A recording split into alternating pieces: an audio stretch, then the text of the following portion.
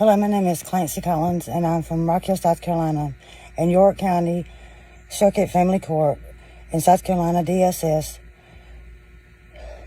destroyed mine and my family's lives.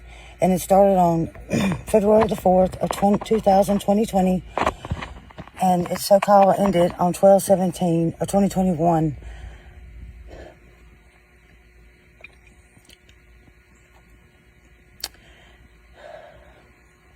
My son and our family was placed in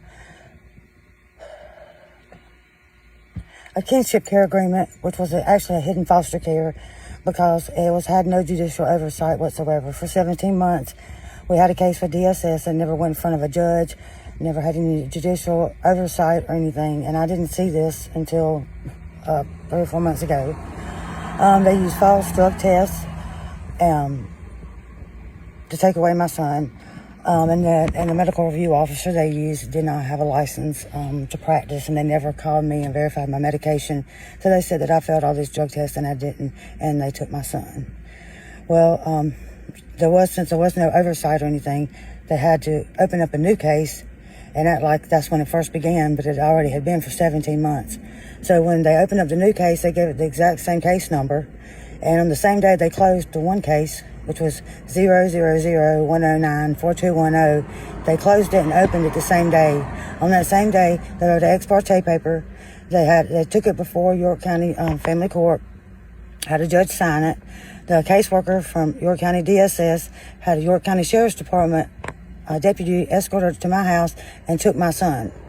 And in the paperwork, they changed all the dates and stuff, so it looked like that it just happened when really the case had been going on for 17 months. So on the 15th, we had a probable cause hearing, which I did not have a lawyer. I requested a lawyer at the beginning of it back in March of 2020, and I was denied because mine was a low-profile case and it wasn't going to go to court. So I had to get the probable cause hearing, and I brought it to the judge's attention. I said they committed perjury and lied and changed stuff just to get this order, and the judge didn't do anything. She sided with DSS. And they put my son in the custody of South Carolina Department of Social Services. On 7/16, my son was placed at Second Chance Emergency Placement Boys Group Home in Spartanburg, South Carolina. He was there from 7/16 of 2021 to 12/17 of 2021. I talked to him 3 times a day, every day. I paid for everything. I had these thoughts in the back of my mind, what could happen while he's there.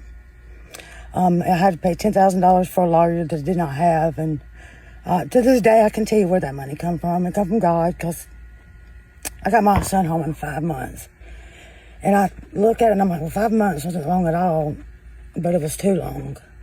Because you see, in fact, my son was sexually assaulted while he was at this group home by another youth.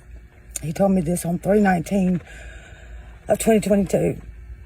Since that day, I said, to my last dying breath, I will see that my son gets justice. In the process of doing so in these last 4 years, I found out that that's not the only thing that went on at that group home. The children are being trafficked from that group home. The children are horrible things you can never imagine. No child should have to endure it, no youth, no parent, no family. It's a disgrace. And I have notified any and everybody possibly imaginable, from local to state to federal officials, government agencies, and nobody's done anything. I do actually have a criminal investigation into the youth-on-youth assault, but not into the group home and not into the owner of the group home, who I did find out some information about. It's very pertinent, but I cannot disclose it this time because it could put my child in danger, and that's the last thing that I want to do. And that's why I've been apprehensive about this, making this recording. But I want my case investigated, and just for my son and for these other kids. This group home has been up and running since 6 of 2015, and here we are 10 years later, and it's still up and running. So hopefully there'll be an investigation in that group home soon. And if you didn't do anything, you got nothing to worry about. But if you did something, I got your name, and I'm going to tell them your name, and you're going to have something to be worried about. So I do want my case investigated, and I do want my case in this class action. I want to be part of this because, you know what, I've vowed from the beginning, fear will not silence me. My name's Clancy Collins from York County, South Carolina, and I want my case investigated. Thank you.